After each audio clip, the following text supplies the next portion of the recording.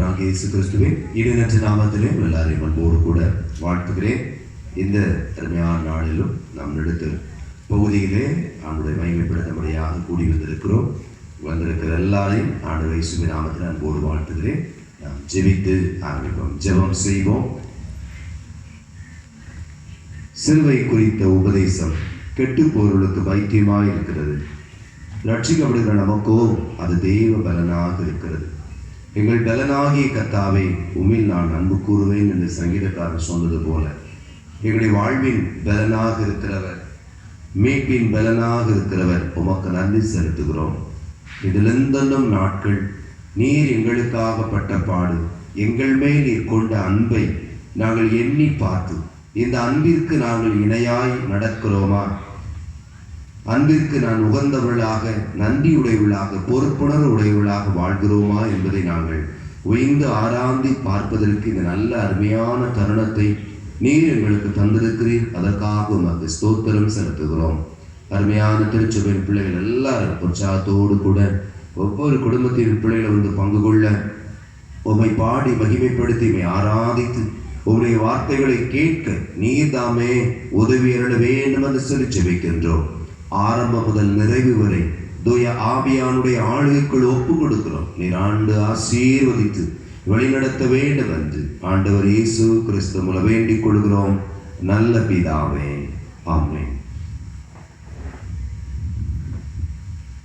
Convention பாடல் புத்தகத்தில் 189வது பாடல் பாடுவோம். அழைக்கிறார் இதோ நீ வா இந்த நேச ஆவலாய் அழைக்கிறார்கள் என்கிற பாடல். கன்வென்ஷன் பாடல் புத்தகத்திலே 189வது பாடல் பாடல்.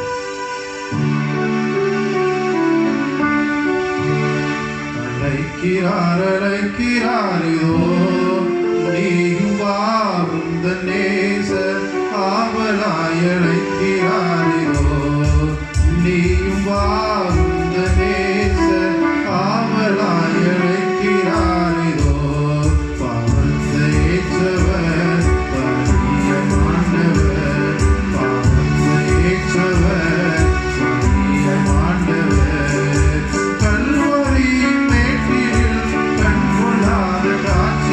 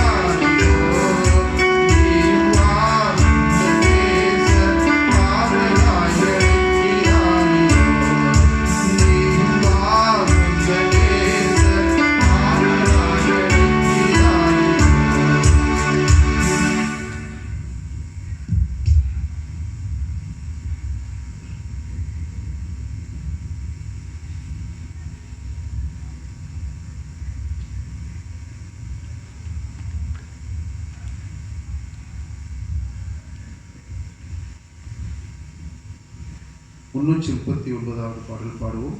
கன்வென்ஷன் பாடல் புத்தகத்திலே 339வது பாடல்.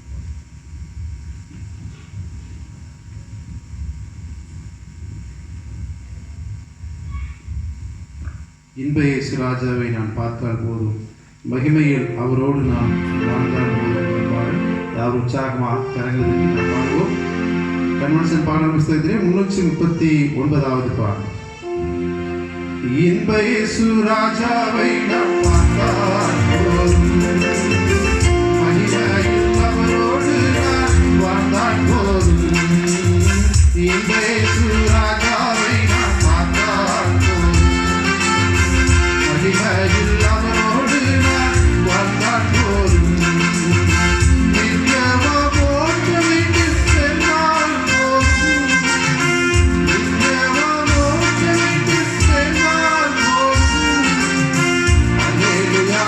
Hallelujah.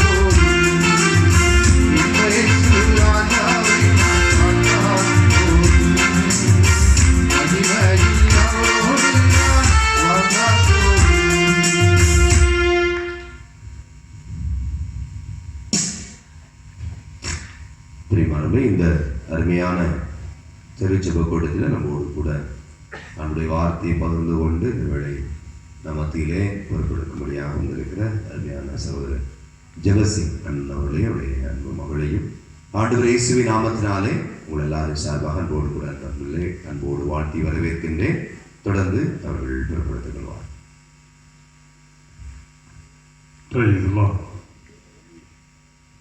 கத்த நல்லவர். இந்த 2 காலம் இந்த வருடத்திலே இந்த திருக்கூட்டத்தில் கலந்து கூட தேவன் கொடுத்த கருவைக்காய் வாய்ப்புக்காய் கத்தரை ஸ்தோத்திரிக்கிறேன். இங்கே வர காரணமாக இருந்த குருவானவருக்காய், அவர் கொடுத்த குடும்பத்திற்காய், கொடுத்த மகிமையான ஊழியத்திற்காய் நான் கத்தரை ஸ்தோத்திரிக்கிறேன். பிறகு செய்வார். இங்கே வந்திருக்கிறவர்கள் யாவரும் இயேசு கிறிஸ்து நாமத்தினால் வாழ்த்துக்கிறேன். ஸ்தோத்திரம் பண்ணுங்களேன். பிரைஸ் சொல்லலாம். ஹல்லேலூயா. கொஞ்சம் மைக் வால்யூம் கூட்டிக்கிடுங்க. இப்போ இதெல்லாம் நல்ல பாட்டு பாடினாலும் ஒரு 2 பாட்டு பாடிட்டு நான் ஆராதிச்சுட்டு நான் கட்டளை வார்த்தைக்கு நேராக கடந்து போகலாம். அந்த கால அதே கன்வென்ஷன் கல்வாரி அன்பை 108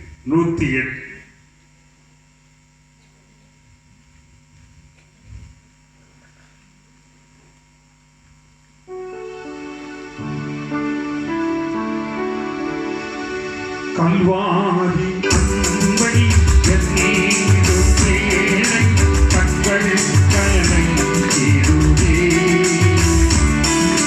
கர்த்தாவும் பாடுங்கள் இப்போதும் நினைத்தால் நெஞ்சம் நெகிழ்ந்திடுதே.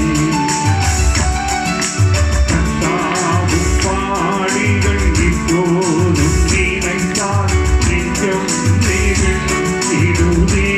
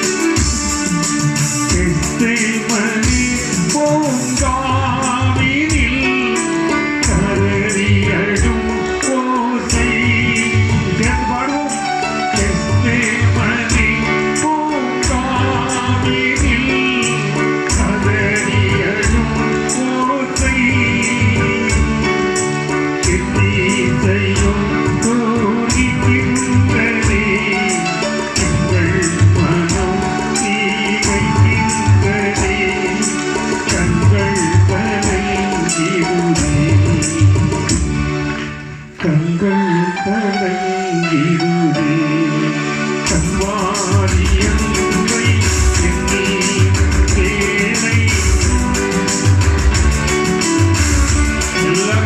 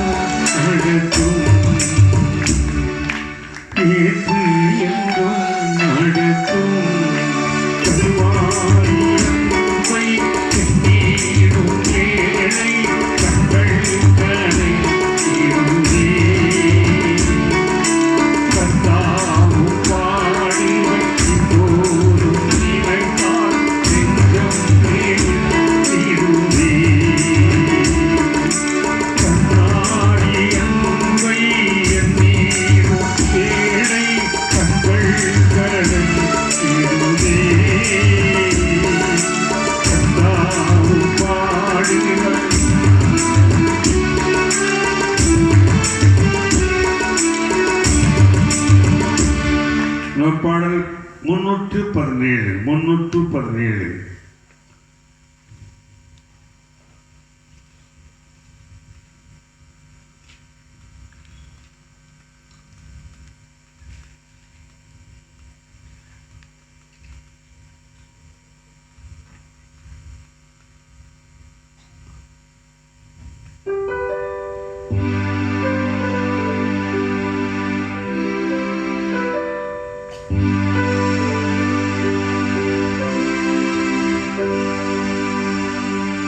கிறிஸ்தவ ஜீவியம் சௌபாக்கிய ஜீவியம்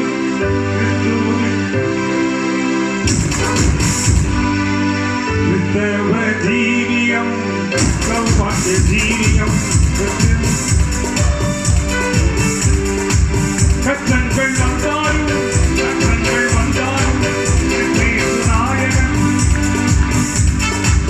கஷ்டங்கள் வந்தாலும் கஷ்டங்கள் வந்தாலும் நாயகன் பூலோக மேன்மைகள் நாடி போய்விடுமே லோகத்தால் எல்லாரும் கைவிடுவாரோ பூலோக இன்பங்கள் நாடி போய்விடுமே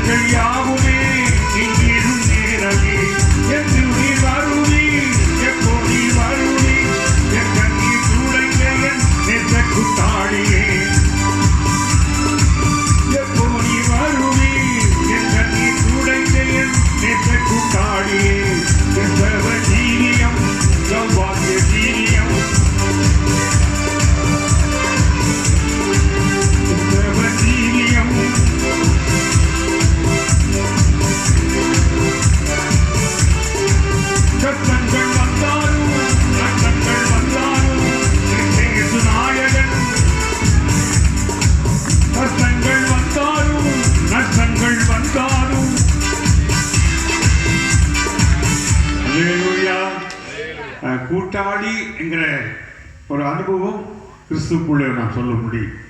பத்து அழகாக பாடி இருக்கிறார், கிறிஸ்து என் கூட்டாளி. உங்கள் கூட்டாளி யார்? ஒரு நண்பனை உன்னை சொல்லுகிறேன்னு சொல்லுவாங்க இல்லையா? கிராமத்தில் சொல்லுவாங்க, பன்னியோடு பன்னி சேர்ந்தால் அது அப்படி கொஞ்சம் கடினமாக சொல்லுவாங்க. ஆனால் பூவோடு சேர்ந்தால் நாறு மணக்குன்னு சொல்லுவார்கள். கிறிஸ்துவோடு சேர்ந்தால் அவர் நம்முடைய கூட்டாளி. உங்கள் கூட்டாளி யார் சொல்லுங்களேன். பக்கத்தோட அக்காவா, தங்களோட படிக்கிற சகோதரியா? அதெல்லாம் தற்காலம்தான். கொஞ்ச காலத்து நித்திய காலமாக நமக்கு கூட்டாளியாக இருக்கிறார். ஏன்னா நம்மளை மனக்கரந்து அவர்கிட்ட பேச முடியும். நம்முடைய காரியத்தில் கரிசனை உள்ளோடு நம்ம காரியத்தை விசாரிக்கிற கர்த்தர். அதான் கூட்டாளின்னு பாடியிருக்க. இன்னொரு பாடலாம். சிலுவை நிழலில் 99வது பாடல். எல்லாம் பழைய பாடல் தான். 99வது பாடல் எல்லாம் அந்த பிள்ளைங்க பெரியவங்க எல்லாம் சேர்ந்து பாடி அதை நம்ம ஆராதிக்க போகிறது. 99.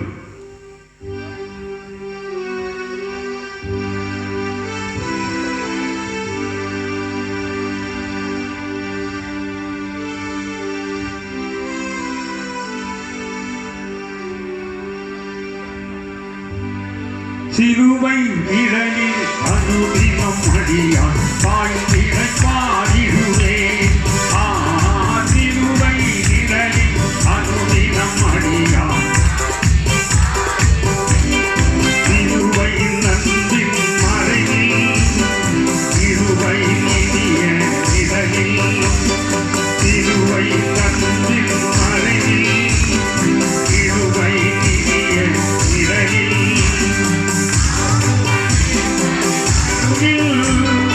ஆத்துமனே தனி அருளில்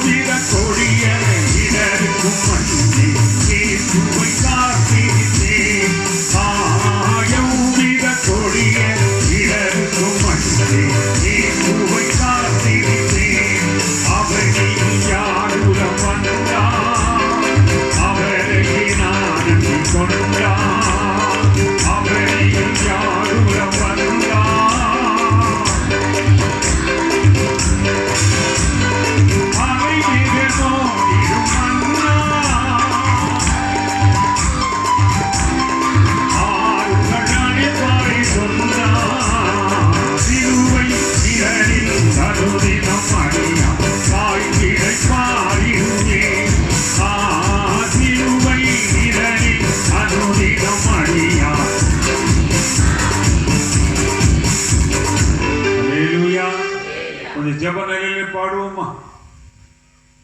வருஷம் பாடுறோம், கொஞ்சம் மனசாபத்தோடு அர்ப்பணிப்போடு கூட கொஞ்சம் ஒரு சில வினாடிகள் அவர் சிலுவையை கண் நோக்கிப்பார். அந்த சிலுவை இல்லைன்னா நம்ம அந்த இடத்துல குடியிருக்க முடியாது. அந்த சிலுவை தான் நமக்கு மேன்மை. அந்த சிலுவை தான் நம்முடைய வாழ்க்கையை மாற்றினது. அந்த சிலுவை தான் நம்மை வாழ வைத்துக் கொண்டிருக்கிறது. அந்த வாழ வைத்த தெய்வத்தை ஒரு நம்மிடம் இருந்த வண்ணமாய்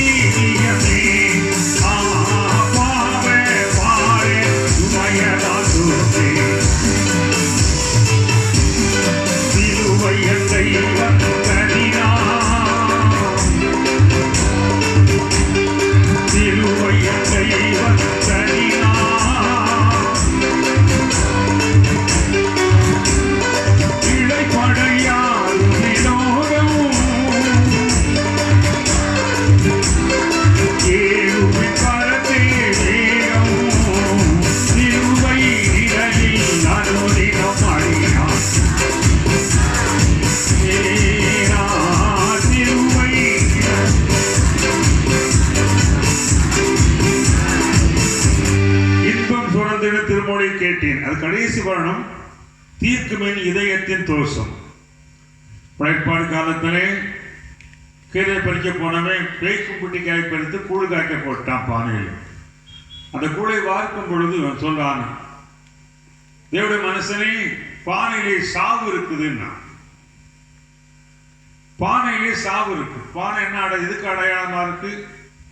சரீரத்துக்கு அடையாளமா இருக்கு. 4 மாதம் வேண்டி கொண்டு வந்தான் ஒரு தோண்டி, அதை கூத்தாடி கூத்தாடி போட்டு உடைத்தான் என்று தமிழ் புலவன் பாடுகிறான்.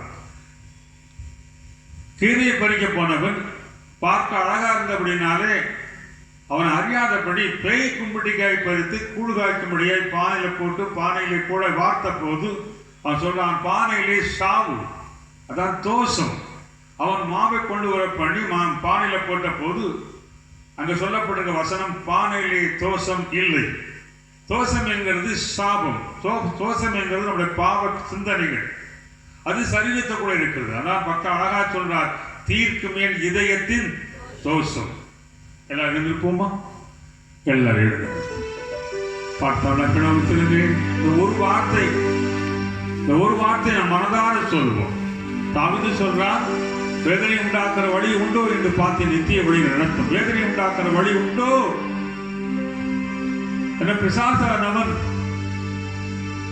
அழகாய் சாக்கு போக்கு சொல்ல வழிவகுப்பான். அது தப்பு இல்லைன்னு சொல்லுவான்.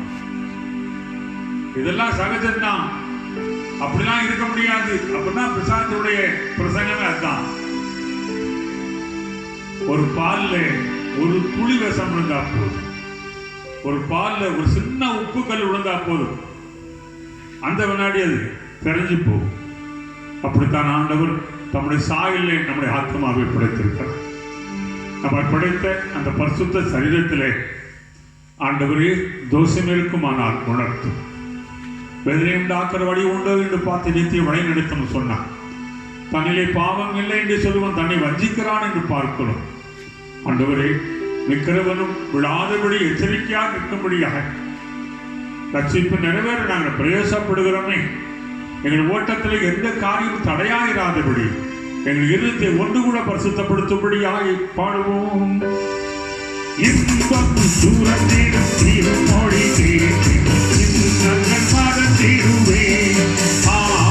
இன்பம் தூரத்திலும் எல்லாம் கைதிட்டு பாடணும். கண்ண மூடி திருமறையின் இசை நாடம் எல்லா கலகத்தின் உண்மையாய் பாடுவோம். திருமறையின் இசை நாடம் கருமென கலந்த சந்தோஷம்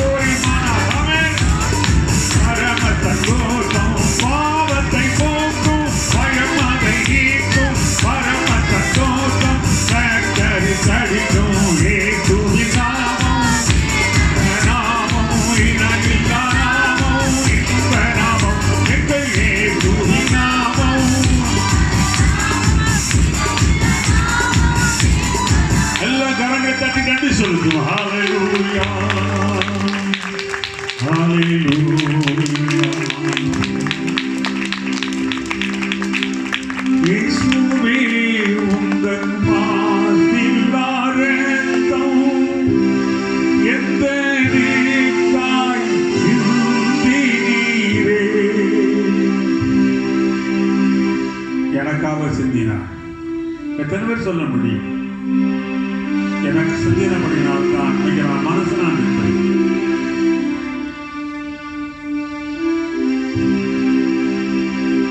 இயேசுவே உந்தன் மாற்றில்லாம் இரத்தம் எந்தெனக்காய் சிந்தினீரே. கோர பாடுகள் யாவும் சகித்தீ அத்தனையும் எனக்காகவோ.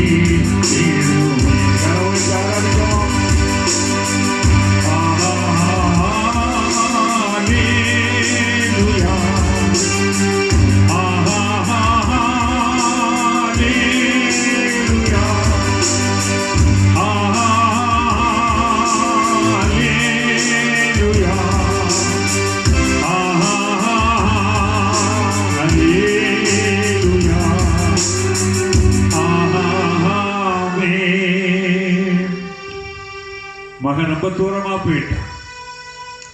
தகப்பன் பக்கத்துல இருந்தா ஒவ்வொன்னா கேட்கிறான், ஒவ்வொன்னா குறை சொல்றான், குற்றம் கண்டுபிடிக்கிறான். என் பங்க கொடு, நான் தனியா இருக்க விரும்புகிறேன். மகனை எப்படியாவது திருப்திப்படுத்த சரி பங்கு பிரிச்சு கொடுத்தார். ரொம்ப தொலைவில் போயிட்டான். மனம் போல வாழ்ந்தான். மனம் போல தகப்பனை விட்டு தூரம் போன உடனே போயிடுச்சு. வசனம் தூரம் போயிடுச்சு, ஜெபம் தூரம் போயிடுச்சு, பரிசுத்தத்துக்கு தூரமாக போயாச்சு, நல்ல ஐக்கியம் போயிடுச்சு. தனித்து விடப்பட்டவனாய் அனாதையாய் பிச்சை எடுக்கிற நிலைமைக்கு வந்தான். தகப்பனை விட்டு தூரம் போக போக முதல்ல ஆராதனை போகக்கூடாதுப்பா, ஆராதனை வெறுப்பாரு. இரண்டாவது ஜெபத்தை கட் பண்ணுவான். மூணாவது வேத வாசிப்பை கட் பண்ணுவான். நாலாவது மனம் போல வாழணும்னு நினைப்பான். இதான் பிசாசுடைய தந்திரமே, தான் தூரம் கொண்டு போகும். என் ஜெப வாழ்க்கை எப்படி இருக்கிறது, என் வேத வாசிப்பு எப்படி இருக்கிறது? அழகான பைபிள் இருக்கு, அர்த்தமான வசனங்கள் இருக்கிறது. நான் வசனத்துக்கு எவ்வளவு தூரமா இருக்கிறேன்? அசுத்தத்துக்கு அல்ல, பரிசுத்தத்துக்கே அழைத்த தெய்வம் நம்முடைய பரிசுத்தம் எவ்வளவு தூரமா இருக்கிறது? ஒரு நிமிடம் நமக்கும் அப்பாவுக்கு எவ்வளவு இடைவெளி இருக்கிறது? அந்த இடைவெளியில் என்னென்ன இருக்கிறது என்பது தன்னைத்தானே சோதித்து அறிகிறவன் நியாயத்திற்கப்படாது. யாரையும் குறை சொல்ல அதிகாரம் இல்லை. ஏன்னா உன் கண்ணில் உத்தரம் கிடக்கு, நீ திரும்ப பார்க்கிறேங்கிறார். ஆனால் தன்னைத்தானே சோதித்து அறிகிற ஒருவன், தன்னைத்தானே ஒருவன் உணராத பட்சத்திலே அவன் ஆண்டவருக்காய் வாழ முடியாது. சொல்லுவோமா? நம்ம மனசாட்சியை கை வைத்து நம்முடைய மனசாட்சியை கை வைத்து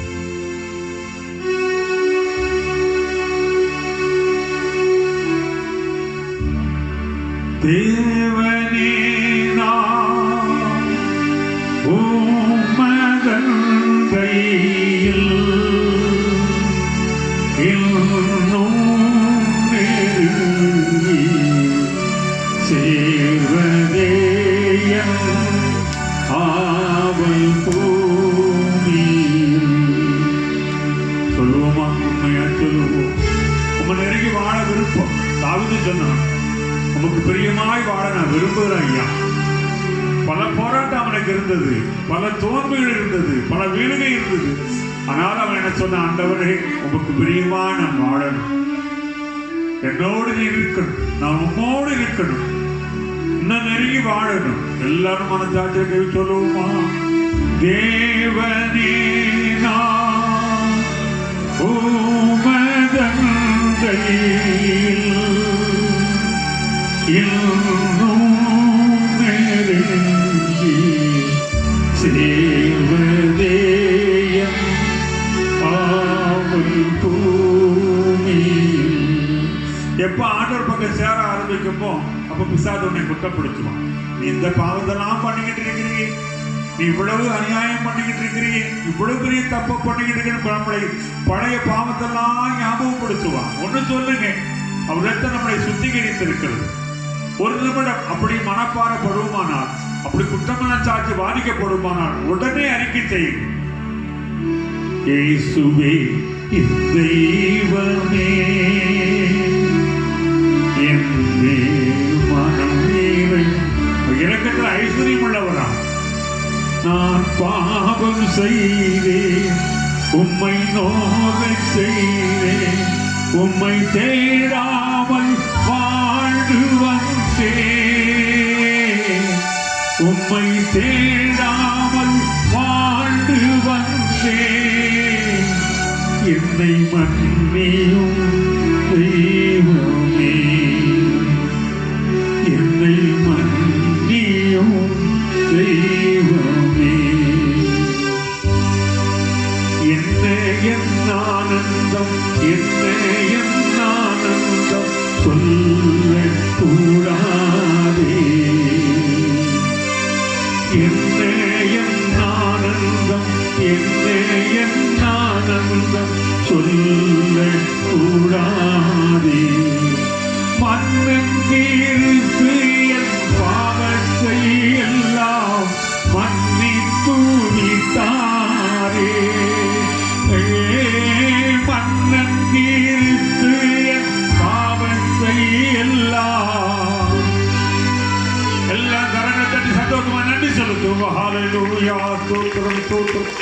கிருபையுள்ளவரே ஆமென்.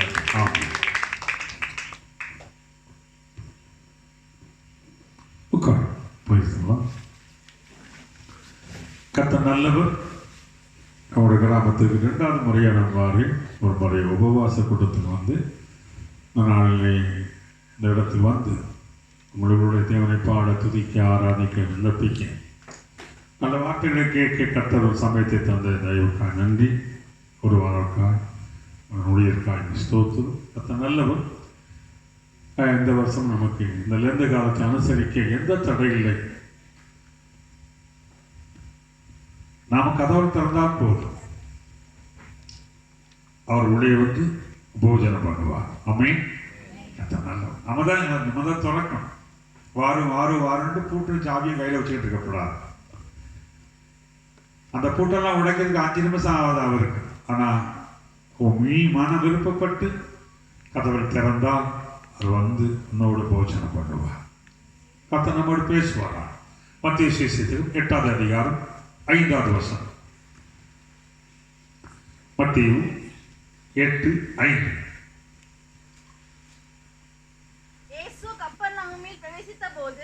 பின்பு கப்பர்நகூமில் பிரவேசித்த போது நூற்றுக்கு அதிபதி ஒருவன் அவரிடத்தில் வந்து ஆண்டவரே என் வேலைக்காரன் வீட்டிலே கிடந்து கொடிய வேதனைப்படுகிறார் என்று அவரை வேண்டிக் கொண்டார். அதற்கு இயேசு இங்கு அந்த சம்பவம் நமக்கு பல 100 முறை நாம் அதை கேட்டிருப்போம், பிரசங்கத்தை கேட்டிருப்போம். இந்த ஊருக்கு நான் வரணும் ஐயா அழைத்த போது இந்த வார்த்தையை நான் என்ன வார்த்தையை ஆண்டவர் பேசணும், இதே வார்த்தையை சொல்லு. அந்த வார்த்தையை நான் மனதில் வைத்து கர்த்தர் என்னோடு பேசுவாரா. கப்பர்நகூமுக்கு வரும்போது அங்கு ஒரு 100க்கு அதிபதி, ஒரு அதிகாரி அவருக்கு மொத்தம் 100க்கு அதிபதி. ஏன்னா அவருக்கு 100 பேர் வேலை பார்க்கிறாங்க. அந்த மனிதன் இயேசுவிடத்தில் வந்து என் வீட்டில் என்னோட வேலைக்காரன் ரொம்ப கஷ்டப்படுறாயா, கொடிய வியாதினால் ரொம்ப கஷ்டப்படுறான் என்று வேண்டிக் கொண்டான். அந்த 100க்கு அதிபதி யூதன் கிடையாது, ஒரு புறஜாதி. அந்த நாட்களில் யூதர் மார்க்கத்தை புறஜாதியும் தழுவினதாக பல சரித்திர வேத ஆராய்ச்சியாளர்கள் எழுதுகிறார்கள். இன்று நான் இருக்கிற பகுதியில் ஆனால் இந்துக்கள் அந்த கோயில் பக்கம் போகும்போது நின்று முதல்ல செருப்பை கலத்துவாங்க. செருப்பை கலத்திட்டு தான் அந்த ஆலயத்தை பார்த்து கும்பிட்டுட்டு மறுபுறம் போவார்கள். ஆனால் கோயிலுக்குள்ள வர மாட்டாங்க. கோயிலுக்கு வந்த உடனே கோயில் வாசல்ல வர செருப்பை கலத்திட்டு கும்பிட்டுட்டு போவார். அப்படியா யூத மார்க்கத்தை ஒரு சில புறஜாதிகள் தழுவினப்படினால அப்படிப்பட்ட ஒரு மனிதன் தான் அந்த 100க்கு அதிபதி. அவனை கொடுத்து மற்ற சுவிசேஷத்தில் நல்ல சர்டிபிகேட் கொடுக்கப்படுகிறது, நல்ல சாட்சி உள்ளவர். அந்த 100க்கு அதிபதியுடைய விண்ணப்பம் என்ன, வேண்டுதல் என்ன? ஆண்டவரை வீட்டில் என் வேலைக்காரன் ரொம்ப வியாதினால் ரொம்ப கொடிய வேதனைப்படுகிறார். இவர்கிட்ட வந்து சொன்னா ஏதோ ஒரு விடுதலை உண்டு என்கிற அந்த நிச்சயத்தோடு வந்தவன் ஆண்டவரை வேண்டிக் கொண்டார். இயேசு அவனை பார்த்து என்ன சொன்னார்? அதற்கு இயேசு நான் வந்து அவனை சொஸ்தமாக்குவேன். ஆண்டவர் பாருங்களேன், வலியை இப்ப நான் வாரம் உன் வீட்டுக்கு வாரப்பா, உன் வீட்டுக்கு வந்து உன் வேலைக்காரன் குணமாக்குகிறேன். எல்லாருக்கும் தெய்வ சுகம் உண்டா? எல்லாருக்கும் ஆண்டவர் ஆரோக்கியமான வாழ்க்கை கொடுப்பாரா? யார் சொல்றார்? நான் வந்து உன்னை குணமாக்குவேன். அப்ப என்ன அர்த்தம்? நீங்கள் நானும் சுகமாய் இருப்பதே தேவனுடைய சித்தம். நீங்கள் நானும் ஆரோக்கியமா இருப்பதே தேவனுடைய சித்தம். நான் வந்து குணமாக்குவேன். உடனே இந்த 100க்கு அதிபதி என்ன சொன்னான்? வாசிப்போம். அதுக்கு பிரதித்திரமாக ஆண்டவரே நீர் என் வீட்டுக்குள் பிரவேசிக்க நான் பாத்திரம் அல்ல. ஒரு வார்த்தை மாத்திரம் சொல்லும், அப்பொழுது அவன் சொத்தமாவான். உடனே அடுத்தவர் சொல்றான், ஆண்டவர் சொல்றான், நீ போப்போ அவன் வீட்டுக்கு வந்து அவனை குணமாக்கிறேன். அவன் என்ன சொல்றான், நீர் என் வீட்டுக்கு வருவதற்கு நான் பாத்திரம் அல்ல. ஒரு தாழ்மை உள்ளவர். என்ன அந்த ஊழியக்கார் நம்ம வீட்டு பக்கம் வரமாட்டக்காரு, வீடு பார்த்து ஜோம் பண்ண போறாருங்கிற சூழ்நிலைக்குள்ளே வாழ்கிறோம். ஆனா இவர் சொல்றார், நான் பாத்திரம் இல்லை, எனக்கு அந்த தகுதி கிடையாதுயா, எனக்கு அந்த தகுதி கிடையாது, நீர் என் வீட்டுக்கு வருவதற்கு அது பாத்திரம் அல்ல. ஆனால் ஒரு வார்த்தை சொல்லும், அப்பொழுது என் வேலைக்காரன் ஒரு வார்த்தை சொல்லும், அப்பொழுது என் வேலைக்காரன் சொஸ்தம் அடைவான். ஆண்டவர் ஆச்சரியப்பட்டார். இப்படிப்பட்ட விசுவாசத்தை சுத்தி நிற்கிற யூதர்கள் பத்திரியும் சீசரை பார்த்து நினைக்கிறார். இந்த விசுவாசம், இப்படிப்பட்ட விசுவாசத்தை இஸ்ரவேலுக்குள்ள நான் காணலேங்கிறார். இப்பேற்பட்ட விசுவாசத்தை நான் காணலையே. ஏன்னா பேதுரு மாமியாருக்கு இயேசு வீட்டுக்கு போய் தான் குணமாக்கினார். அதான் சொல்றார், இப்படிப்பட்ட விசுவாசத்தை நான் பார்க்கலையேங்கிறார். ஒரு வார்த்தை சொல்லும், அப்பொழுது நீ சொன்ன வினாடி என் வேலைக்காரன் குணமாவான். நான் வந்து குணமாக்கு, நீ என்ன அங்கிருந்து சொல்றது இங்கிருந்து சொன்னா நடக்கும். அப்பா, உங்களோட வார்த்தை வல்லமை உள்ளது, உங்களோட வார்த்தைக்கு அதிகாரம் உள்ளது. என் வீட்டுக்கு வர்றதுக்கு நான் பார்த்தேன் இல்லை, நீ இங்கிருந்து சொல்லும். வசனத்தை அனுப்பி குணமாக்குகிற கர்த்தர். ஒரு அலையிலே சொல்லுவோமா, நம்முடைய வார்த்தையை அனுப்பி அவர் குணமாக்குகிறவரா. அந்த ஆணித்தரமான விசுவாசம் அந்த 100க்கு அதிபதி இருந்தபடினால சொல்றான், ஒரு வார்த்தை சொல்லும், அப்பொழுது என் வீட்டுக்கு நீ வர வேண்டாம். அப்படி அது பிற்பாடு ஒன்று சொல்றான், நான் 100க்கு அதிபதி, எனக்கு 100 பேர் வேலை செய்கிறார்கள். ஒருவனை போனா போவான், வான்னா வாரான். ஒருவனை இது செய்யினா செய்வான். ஏன்னா என் வார்த்தைக்கு அதிகாரம் உண்டு. நான் 100க்கு அதிபதி. அந்த தேசத்துல அந்த அதிகாரம் அந்த 100க்கு அதிபதிக்கு உண்டு. இவனுக்கு மேல அதிகாரி இருக்கலாம், அவருக்கு இவர் பதில் சொல்லணும். ஆனா இவருக்கு 100 பேர் இருக்கிறாங்க. இவர் என்ன சொல்லுகிறாரோ அந்த வேலைக்காரர் செய்வார்கள். அது அப்படியே நடக்கும். என்றால் என் வார்த்தைக்கு வேலை உண்டு, நான் அதிகாரி, நான் சொல்றது நடக்கும். ஆனால் இந்த அரசாங்கத்துக்கு நான் வேலை பார்க்கிறேன், நான் சொல்வது நடக்கும். ஆனால் நீ பரலோகத்துக்கு அதிகாரி. ஒரு ஆளில் சொல்லுவோமா, நீ பரலோக அதிகாரத்தை பெற்றவர், நீ பரலோக அதிகாரத்தை பெற்றவர். ஒரு வார்த்தை சொல்லும், என் வேலைக்காரன் குணமாகிடுவான். அப்பொழுது நீ வேற சொன்ன நிமிஷம் குணமாகிடுவான். ஆண்டவர் ஆச்சரியப்படுகிறார். ஆண்டவர் ஆச்சரியப்படுகிறார். ஒரு வார்த்தை, அந்த வார்த்தையை பிடிக்கிறான் பாரு. ஒருவர் சொன்னார், ஆரம்பத்தில் எனக்கு ஏதாவது ஒரு அக்கௌண்ட் இருந்ததுன்னா அன்னைக்கு நல்ல நிலையில வந்திருப்பேன். இல்லையா, ஆரம்பத்தில் வார்த்தை தான் இருந்தது. ஒரு அலையில சொல்லுவோமா, ஆதியிலே வார்த்தை தான் இருந்தது, அங்க ஒழுங்கில்லை. அந்த வார்த்தை தான் எல்லாவற்றையும் ஒழுங்குபடுத்தினது. அவன் சொல்ல, எனக்கு ஒரு அதிகாரம் இருக்குது, நான் சொன்னதை செய்வாங்க, நான் போனா போவாங்க. அதுபோல உமக்கு ஒரு அதிகாரம் உண்டு. தன் அதிகாரத்தை அதை உதாரணமாய் சொல்றான். அதுபோல அவன் நாமத்தை நாம் ஏற்றுக்கொண்ட அத்தனை பேரும் பிள்ளைங்கிற அதிகாரத்தை உடையவளா இருக்கிறோம். நீங்கள் நானும் அதிகாரம் உடையவளா இருக்கிறோம். ஒரு பிள்ளைன்னா உங்களுக்கு அதிகாரம் உண்டு. ஒரு அலையில சொல்லுங்க. நாம நினைக்கிறோம் 5 பேர் இருக்கிற வீட்டுல தாய் தப்ப இறந்த உடனே கொஞ்ச நாள் அட்ஜஸ்ட் பண்ணி போவோம். 5 பேருக்கு கல்யாணம் முடிஞ்ச உடனே குழப்பம் ஆனால வருதோ பின்னால வருதோ தெரியல, ஏதோ குழப்பம் வந்தவன சொத்தை பிரிக்க போது பாருங்க, அவர் சொத்தை பிரிக்க அப்படி இல்லையா, அப்படி ஒவ்வொன்றா கண்டுபிடிப்பாங்க. ஈஸி போட்டு எந்த இடத்துல இருக்குது, யாருக்கு இருக்குது, எப்படி இருக்குது, எது வந்து சொல்லி. ஏன்னா அதிகாரம் இருக்குது.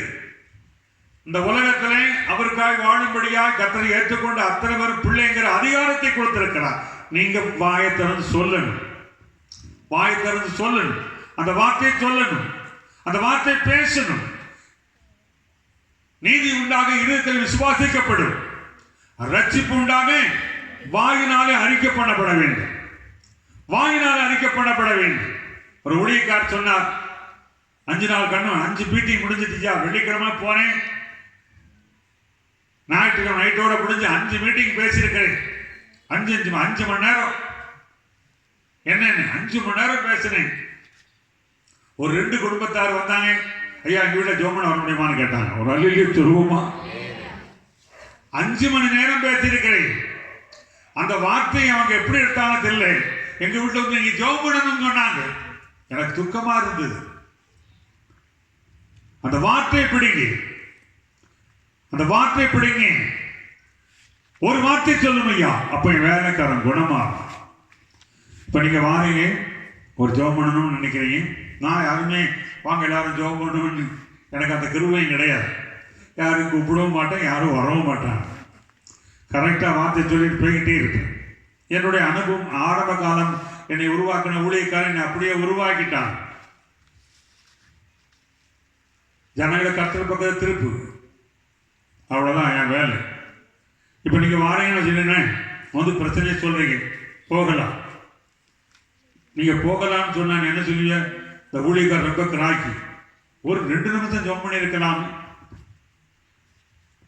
கொஞ்சமாவது கண்ணீரை விட்டு ஜெபம் பண்ணியிருக்கலாமே, கொஞ்சமாவது மன உருக்கமா ஜெபம் பண்ணியிருக்கலாமே.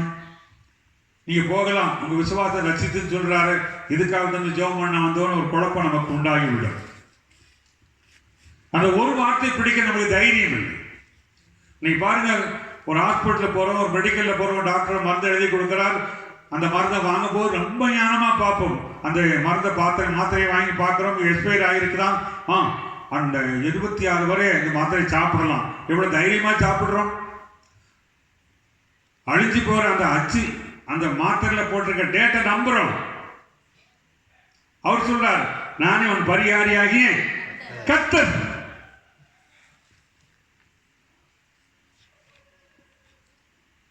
நான் உனக்கு பரிகாரியா இருக்கிறேன். நிருபத்தில் வாசி, அவர் தழும்புகளாலே நாம் குணமாகிறோம். உன் அக்கிரமங்களை மன்னித்து நோய்களை நான் குணமாக்குவேன் சொல்றார். ஆனா அந்த வார்த்தை நம்மளுக்கு ஏற்றுக்கொள்ள முடியல, அந்த வார்த்தை நம்மளால ஜீரணிக்க முடியல. ஒரு வார்த்தை சொல்லையா, நீ வீட்டுக்கு வரலாம், நீ சொல்லும், அவன் குணமாகிடுவான். இயேசுவே ஆச்சரியப்படுற அளவுக்கு, இயேசுவே ஆச்சரியப்படுற அளவுக்கு வேதத்தில் பலர் விசுவாசத்தை சொல்லி இருக்கிறார். ஒருவனை பார்த்து சொன்னார், அற்ப விசுவாசி ஏன் சந்தேகப்பட்டாயின்னு சொன்னார். அதே நேரம் அவர் புதிய ஏற்பாடு வாசிக்கிற மனுஷகுமார வரும்போது விசுவாசத்தை காண்பாரோ. நம்முடைய அதிகாரத்தை நாம் பயன்படுத்தும், அவருடைய வார்த்தையை பயன்படுத்துங்க. ஒரே குழப்பமா இருக்குது. ஜோபனி பண்ணி பார்க்கணும், ஜெபத்துக்கு பதில் வந்த மாதிரி இல்லையே. வாசிங்கம்மா, ஒரு வார்த்தை என்ன சொல்லுகிறது? ஒரு நம்பிக்கை வீண் போகாது, ஒரு நம்பிக்கை வீண் போகாதுன்னு சொல்றார். அது நம்ப முடியலையே. வேற யாராவது யாராவது என் தலையில கை வச்சு இன்னும் சொல்லிட மாட்டாரா? அன்னைய பாசையை ஒழிந்து போகும், தீர்க்க தரிசனம் ஒழிந்து போகும், அவருடைய வார்த்தை மாறாது, ஒழிந்து போகாது. உன் நம்பிக்கை வீண் போகாதுன்னு சொல்றார். பயப்படாதுன்னு சொல்றார். அந்த வார்த்தை நம்ப முடியல. ஆனா ஒரு புறஜாதி சொல்றார், ஒரு வார்த்தை சொல்லும் ஐயா, வேலைக்காரன். அப்போது என் வேலைக்காரன் போனான். அப்பமே அவனை ஒன்றும் சொல்லல, போகலாம், உன் விசுவாசம் ரட்சித்தது. அந்நேரமே அந்த வேலைக்காரன் குணமானான். உன் விசுவாசத்தை படின்னு சொன்னான். அவர் என்ன சொல்லுகிறார்? அந்த வார்த்தை பிடிங்க. என்ன சொல்லுகிறார்? அந்த வார்த்தையை பிடிங்க, தேடி வாசியுங்கள். இனியும் வருகிற காலங்களில் இதை வாசிக்கவில்லை என்று சொன்னால் பரிசுத்தமாய் வாழ முடியாது, உண்மையாய் வாழ முடியாது. இந்த வார்த்தை கூட சீரான நேரான பாதை நடத்தும். ஏன் குழம்புறீங்க? உங்களுக்கு முன்னே அவர் போகிறார். உங்க அர்ப்பணிப்பு தான் அவர் உங்களை ஆசீர்வாதத்தை பாதைக்கு நேராக கொண்டு வர முடியும். நான் தொடங்கி முடிக்கிற அவர் தான். அவரை இடையில வர ஆளும் இல்லை, இடையில விடுற ஆளும் கிடையாது. அப்ப என்ன? ஆண்டவர் வார்த்தை பிடிங்க. சிலர் பாருங்க, ஆண்டவர்கிட்ட போன உடனே ரிப்போர்ட் பண்ண ஆரம்பிப்பாங்க. என்ன ரிப்போர்ட்? எங்க வீட்டுக்காரர் சரியில்லை ஆண்டவரே. ஒரேயா கண்ணீரோடு ஜெபம் பண்ணா, என் மனைவி சரியில்லையா. ஒரு பெரியவர் சொன்னார், எங்க வீட்டுல இருக்க பையனமாலாம் ஒருவனும் சரியில்லையா, ரொம்ப துளியம் பண்றானுங்க. ஒரே ரிப்போர்ட் தான். இல்லவரை கொஞ்ச நேரம் அழுகவர், டென்ஷனோடு ஜெபம் பண்ணுது, சத்தமோடு ஜெபம் பண்ணுறது. கன்னியாகுமரி மாவட்டத்துக்கு ஒரு வீட்டில் அங்கே ஒரு மீட்டிங் போயிருந்து தங்கியிருந்து என்னை ஒரு வீட்டுக்கு அழைத்து கொண்டு போனார்கள். அந்த வீட்டுக்காரங்க அந்த வீட்டம்மா என்னை பார்த்துட்டு விசாரிச்சுட்டு, ஐயா இந்த வீட்டை ரொம்ப போராட்டமாக இருக்கு, சரி கொஞ்சம் சத்தம் கூட்டி ஜெபம் பண்ணுங்கன்னா. என்னது சத்தம் கூட்டின்னு? இயேசு பிசாசை கடிந்து கொண்டாராம், அதட்டினாராம். ஜெபம் பண்ணாம அதட்டப்படாது. ஒரு அழிவு சொல்லுங்க. அந்த அம்மாவுக்கு சத்தமோடு ஜெபம் பண்ணாதான் பிசாசு. ஏற்கனவே 3 நாளாக கத்தியிருக்கேன், தொண்டை கட்டியிருக்கேன். ஆண்டவரே அந்த அம்மாவுக்காக சத்தம் போடுறேன். ஒரு அழிவு சொல்லுங்களேன். ஏன்னா அப்படி ஆக எதிர்பார்க்காம இல்லையா, கையை தூக்குவாரா, காலை தூக்குவாரா, அதை சொல்ல மாட்டாரா, இதை சொல்ல மாட்டாரா, இல்ல குழப்பம் ஓடுதுமே. ஒரு வார்த்தை சொல்லியா இவ்வேளை குணம் தத்த கூட்டி ஜெபம் பண்ணுங்க. வார்த்தை சொல்லி ஜெபம் பண்ணுங்க. என் கணவன் தெரியலையே, என் மனைவி தெரியலையே, என் பிள்ளை தெரியலையே. இயேசு கிறிஸ்து அசிஸ்டன்ட் கமிஷனரா? மனைவி தெரியலையா, கணவன் தெரியலையா, பிள்ளை தெரியலையா? அவர் வார்த்தை சொல்லுங்களேன். நானும் நிமித்தாரும் என்றால் கர்த்தரையே அதை சொல்லி பாருங்களேன். எனக்கு தெரிஞ்ச ஒரு பையன் கல்யாணம் முடிச்சான், அவனா விருப்பத்துக்கு முடிச்சுட்டு வந்துட்டான். அது பிறகு ரசிக்கப்பட்டான். மனைவியும் கோயிலுக்கு வர மாட்டான். மனைவியோட காய்ச்சல் ஒன்னா சொல்லுவான். பேசாம டைவர்ஸ் பண்ணிடலாமா நினைப்பான். அப்படி இல்லை, 2 பிள்ளை பிறந்த பிறகு என்ன டைவர்ஸ் பண்ண போற? இல்லை, என்னால வேதனையா இருக்கு, வேதனையா இருக்கு. அப்ப உடனே ஒன்று சொன்னேன், உன் மனைவி பார்க்கும் போது இந்த வசனத்தை சொல்லு. உன் மனைவி வீட்டோரின் கணிதரும் திராட்சை கொடியை போல் இருப்பாள். ஒரு அழிலே சொல்லுவோம். இப்ப கொஞ்சம் மாறிக்கிட்டு இருக்கிற ஒரு அழிலே சொல்லுவோம். நீ வார்த்தையை சொல்ல, வார்த்தையை சொல்ல, அங்க கிரியை நடக்கும். ஒரு ஜெபம் பண்றீங்களா, வார்த்தை சொல்லி ஜெபம் பண்ணுங்க. அதான் சொன்னான், ஒரு வார்த்தை சொல்லும் ஐயா. அப்பொழுது வேலைக்காரன் குணமானான். 1000 ரிப்போர்ட்டை கொண்டு வச்சு 1000 பிரச்சனையை சொல்லி 1000 ஒரு 15 நிமிஷம் அழுது தீர்த்து போய் ஒரு பிரயோஜனம் இல்லை. வார்த்தை தான் கிரியை செய்யும். ஒரு வார்த்தை வெறுமையாய் திரும்பாது. சொல்லுங்க, உங்களுக்கு என்ன வேணுமோ அத்தனை இருக்குதுல்ல. இந்த உலகம் முழுவதுமா இன்னைக்கு என்ன நடக்கணுமோ அது நடந்து கொண்டிருக்கிறது. என்ன நடக்க போகுதோ அது இருக்குதாம். அவ்வளவு இருக்குது. உங்களுக்குரியது இல்லாமல் போய்விடுமா? தேடி வாசியுங்கள். பைபிள் இல்லாத பிள்ளைகள் பைபிளை வாங்கி கொடுங்கள், வாசியுங்கள். அந்த வாசிக்க உங்களுக்கு புரியல, ஒரு அதிகாரம் வாசிங்க, நின்றுங்க. ஆண்டவர் என்னோட பேசும்னு உண்மையா நீங்க தேடி பாருங்க. ஒரு வசனங்களோடு பேசும், ஒரு வசனங்களோடு பேசும் என்றால் அவர் பேசும் தெய்வம். அவர் ஆவியா இருக்கிறார். அந்த வசனமானது நமக்கு ஆவியும் ஜீவனுமா இருக்கிறது. அப்ப அந்த வார்த்தையை சொல்லுங்க, அந்த வார்த்தையை சொல்லுங்க. ஜெபம்னா எப்படிதான் ஏறெடுக்கணுங்கிற எண்ணங்கள் இப்ப வர வர கொஞ்சம் கொஞ்சமா குறைஞ்சிட்டு போகுது. ஒரு வீடு பாதுகாப்பு, ஒரு ஊழியக்காரனை கூப்பிட்டுருக்காங்க. பாதுகாக்க பாதுகாச்சாச்சு. ஐயா சோத்தன் ஜோமனியாச்சு. ஜோமனி முடிச்ச உடனே அந்த அம்மா ஒரு செம்ப கொண்டு வந்தாங்க. என்னம்மான்னு அவனு கேட்டுக்கிறார். இதை இந்த தண்ணி ஜோமனி எல்லா ரூம்லையும் தெளிச்சிருங்க. நான் எல்லா ரூம்லையும் தெளிச்சிருக்கேன், எல்லா ரூம்லையும் தெளிச்சிருக்கு. ஒவ்வொரு ரூம் தெளிச்சுட்டு கொஞ்சம் தண்ணி இருக்கு. அம்மா ஐயா தண்ணி இருக்குதே, ஒரு நிமிஷம். இங்கே நாங்கள் ஒரு தென்னை மரம் இருக்கு ஐயா, ரொம்ப நாளாக காக்காமே இருக்குது, இதுக்கும் தெளிச்சிருக்கு. அதுக்கும் தெளிச்சாச்சு. அப்போ கொஞ்சம் தண்ணி மிச்சம் இருக்குது. பக்கத்தில் வேப்ப மரம். ஐயா வேப்ப மரத்தெல்லாம் பிசாதான் ஏறி உட்காருமா, அதுக்கு வரப்படாது, தெளிச்சு. வார்த்தை சொல்லுமா, பிரைஸ்மா.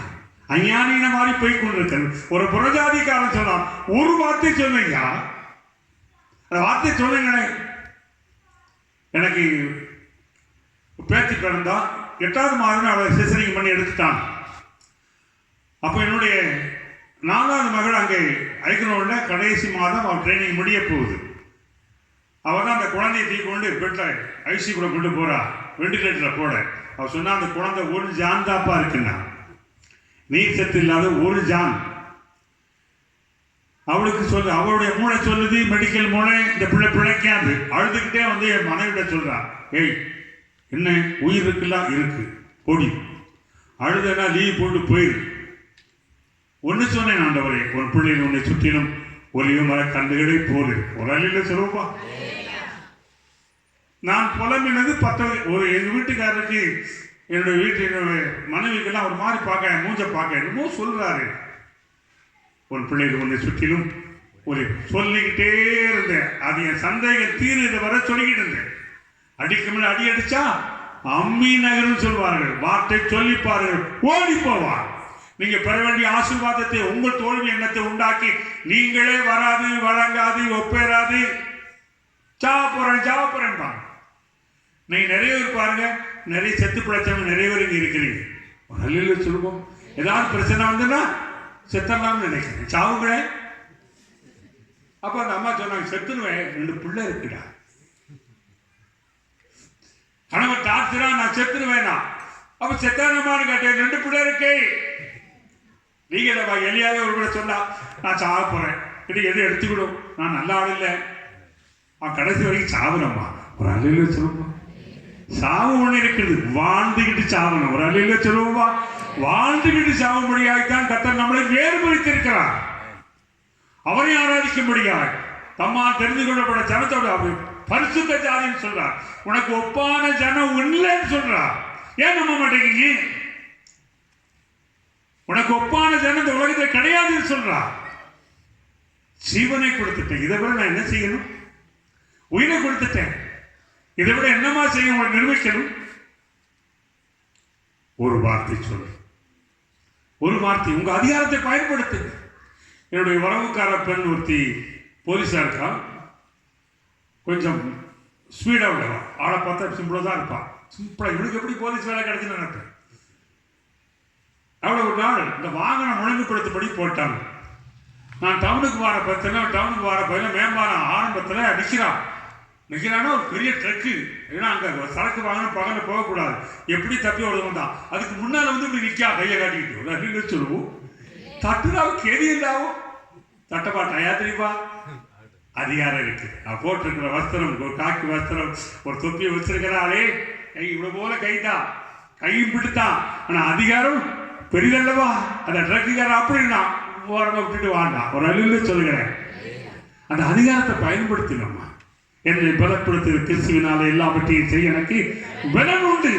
பிரச்சனை வரட்டுமே, பிரச்சனை வரணும்னா சப்புன்னு போயிடுவீங்க. உப்புல என்ன எப்படி இருக்கும்? சப்புன்னு இருக்கும். பிரச்சனை இல்லைன்னா இந்த உலகத்தில் நான் மேன்மையான ஆசீர்வாதத்தை பெற முடியாது. சொல்லுங்கள, உம்மாத சேனைக்குள் பாய், என் தேவனாலே மதிலை தாண்டுவேன். அப்ப வார்த்தை சொல்லுங்கள், வார்த்தை சொல்லுங்க, வார்த்தை பேசுங்க.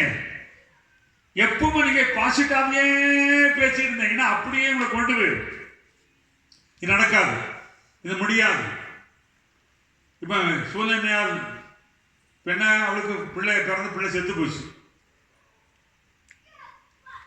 அப்ப பல குழப்பம். அவ ஊழியக்காரனை கொண்டு போகும்போது சொல்றான், அவன் கேட்கிறான், எப்படி ஆயிட்டு முடிஞ்சா போச்சு, நம்ம அடக்கத்தாங்களா, எல்லாம் சரியாகும். ஒரு அழில சொல்லுவோம், எல்லாம் சரியாகும், எல்லாம் சரியாகும். அந்த வார்த்தை தான். சூழ்நிலையை பார்க்காதீங்க, நேரத்தை பார்க்காதீங்க, உங்க அனுபவத்தை சார்ந்து கொள்ளாதீர்கள். ராமுழுதும் பிரயாசப்பட்டேன்,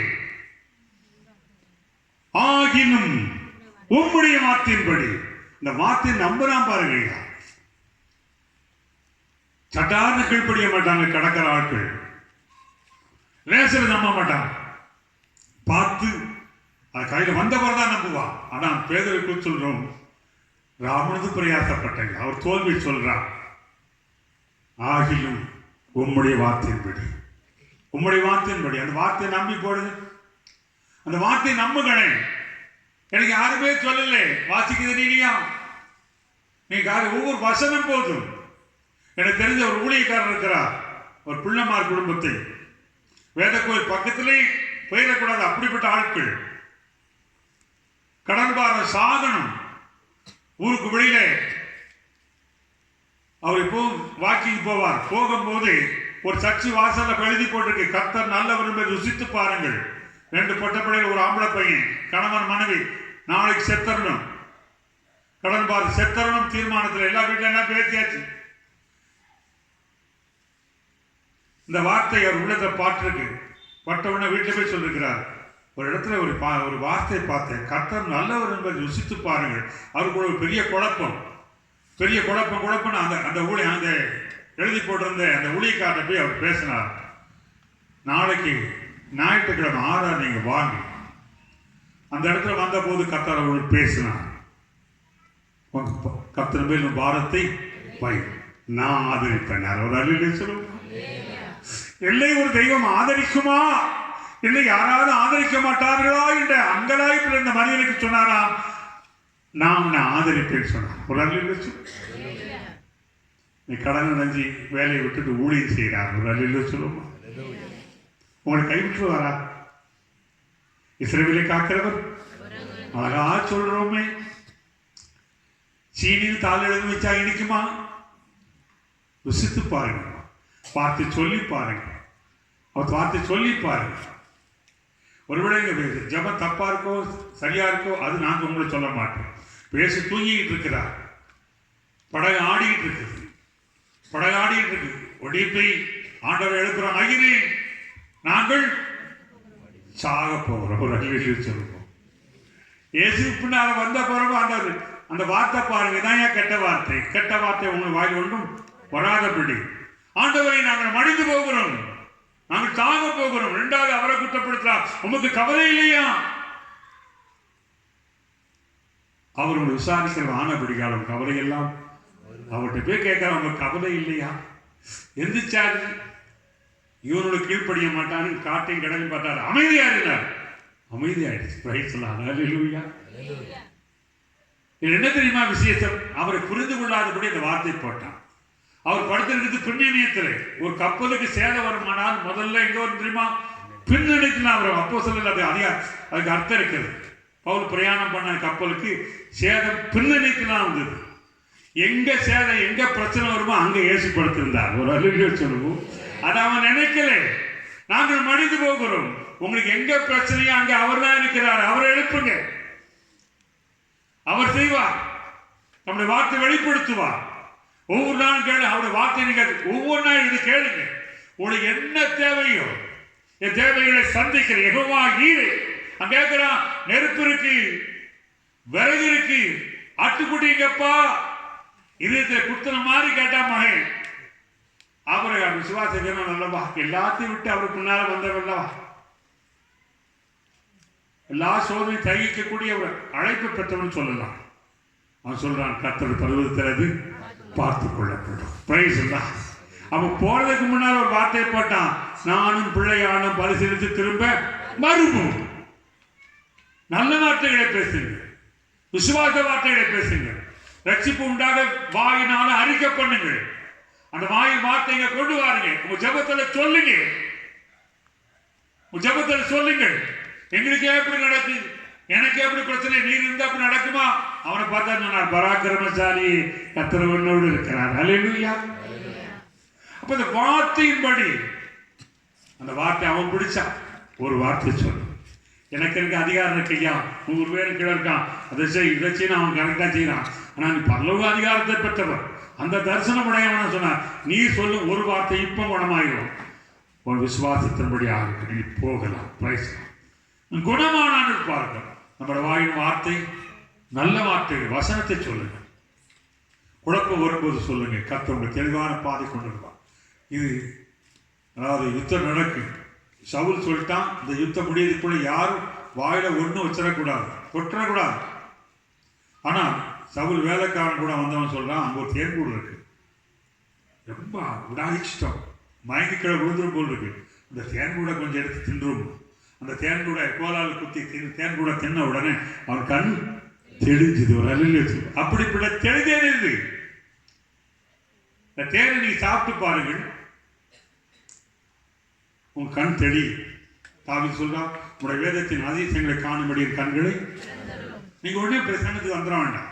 இனி உங்களுக்கு என்ன சொல்லுகிறார் அதை செய். இந்த வார்த்தை ஜீவன் உள்ளது. இந்த லெந்து காலத்தோட வார்த்தை சொல்லுங்க, நீர் எனக்கா மறித்தீர், நம்முடைய தலைமுறையால குணமான். அவர் நம்முடைய தரித்திரத்தை சுமந்திருக்கிறாரு. ஒரு அல்லேலூயா சொல்லுங்க. அவர் நம்முடைய தரித்திரத்தை சுமந்திருக்கிறார்.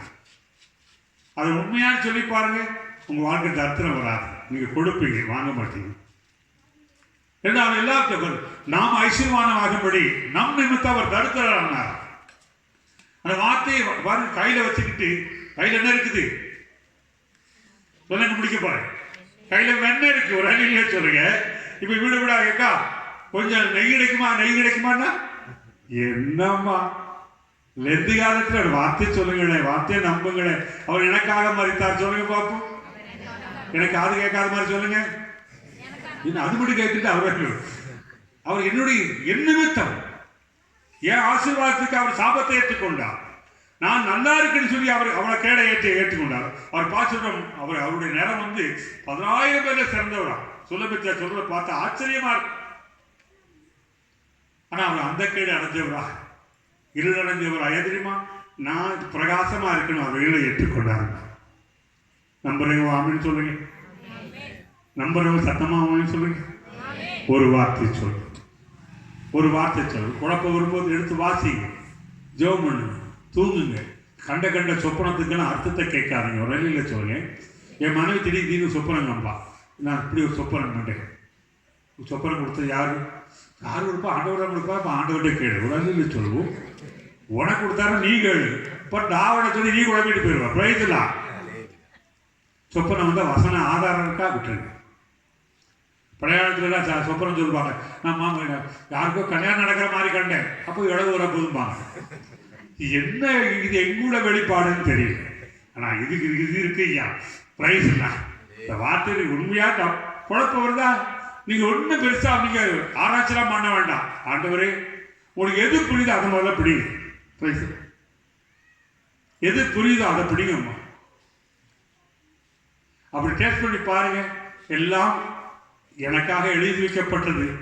யாரும் எனக்கு சொன்ன வார்த்தைகள்ல வாருங்கிற அந்த ஆணித்தனமான விசுவாசம் நமக்குள் வரும்போது தாவீது நாளுக்கு நாள் விருத்தி அடைந்தான். யோசுவா கத்திலிருந்து அவன் எதை செய்தான் அதை கர்த்தர் வாய்க்கப்படுகிறான். யோசுவாவோட கத்தை இருந்தபடினாலே அவன் கீர்த்தி தேசம் எங்கும் பரவினான்.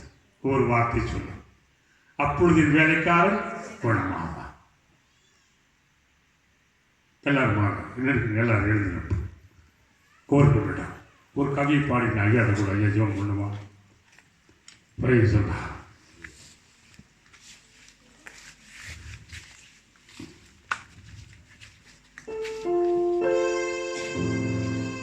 குருசினில் தொங்கியே குருதியும் வழியே கொல்வதாமலை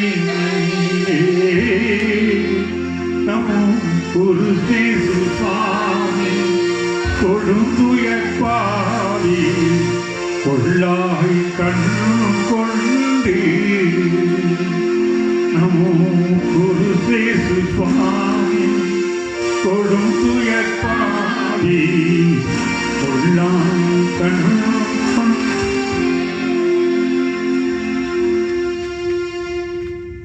ஆண்டுடைய சன்னிதானத்திலே கூடி வந்திருக்கிற நாம் 100க்கு அதிபதி சொன்னது போல ஒரு வார்த்தை சொல்லு, அப்பொழுது என் வேலைக்காரன் பிழைப்பான் என்று சொன்னார்.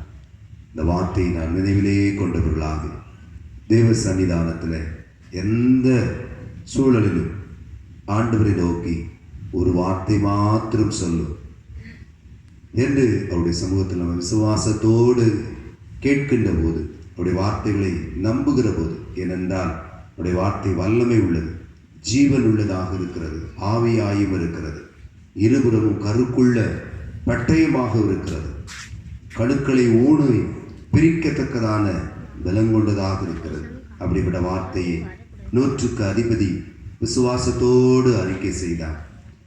தன்னிடத்திலே அதிகாரம் இருக்கிறது, தன்னிடத்திலே அந்தஸ்து இருக்கிறது. தான் ஒருவரை போகின்றால் போகிறான், வருகின்றால் வருகின்றான். ஆனால் இந்த சூழலெல்லாம் அவன் எண்ணி பார்க்கவில்லை. நீர் சகல அதிகாரம் கொண்டவர், என் வீட்டுக்குள் பிரவேசிப்பதற்கு நான் பாத்திரன் அல்ல என்று சொல்லி அவருடைய சன்னிதானத்திலே தன்னை முழுவதுமாக தாழ்த்தினான். நீங்கள் ஆண்டுடைய சமூகத்தில், ஆண்டவரே என்னுடைய அவநம்பிக்கையான வார்த்தைகளை என்னை விட்டு அகற்றி போடும், வீணான வார்த்தைகளை என்னை விட்டு அகற்றி போடும், என்னிலே உம்முடைய விசுவாச வார்த்தைகளை நான் நம்பி உமக்கென்று சான்றாய் வாழத்தக்க பலனை தாரும் அப்படின்னு நம்ம ஆண்டுடைய சமூகத்தில் ஜெபிப்போம்.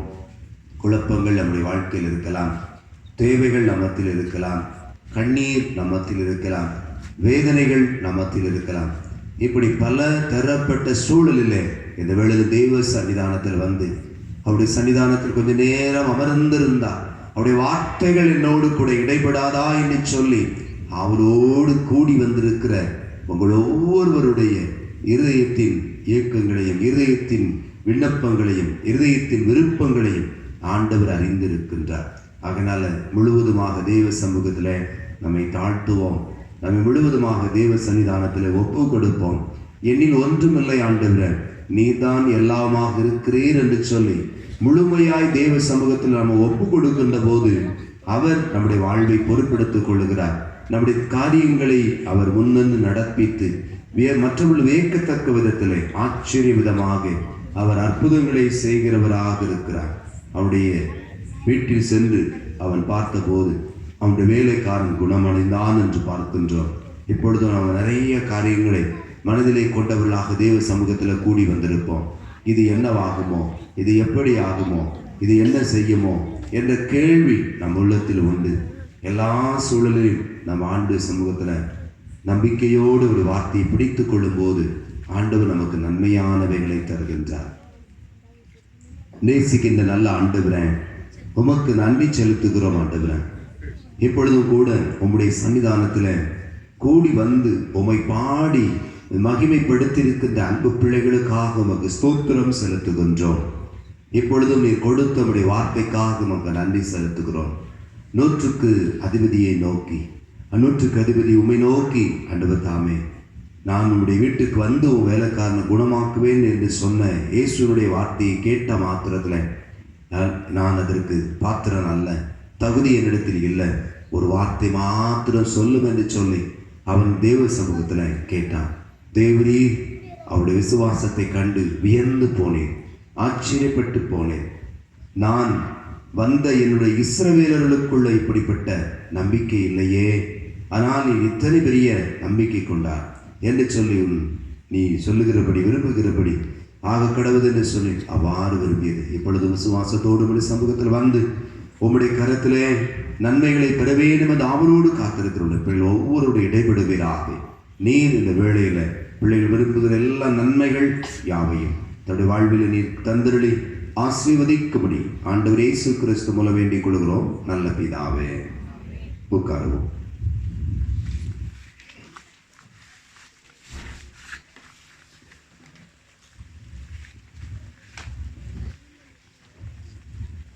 கன்வென்ஷன் பாடல் புத்தகத்திலே 152வது பாடல், இயேசு என் வாழ்வில் பலனானார், எனக்கு என்ன ஆனதும் என்கிற பாடலை நாம் யாரும் பாடுவோம். அப்பொழுது காணிக்கை சேகரிக்கிறோம். கன்வென்ஷன் பாடல் புத்தகத்திலே 152வது பாடல், இயேசு எந்தன் வாழ்வில் பலனானார், எனக்கு என்ன ஆனந்தம், இயேசு எந்தன் வாழ்வில் பலனானார், எனக்கு என்ன ஆனந்தம், எந்தன் வாலிப காலமெல்லாம் எந்தன் வாழ்க்கையின் துணையானார், எந்தன்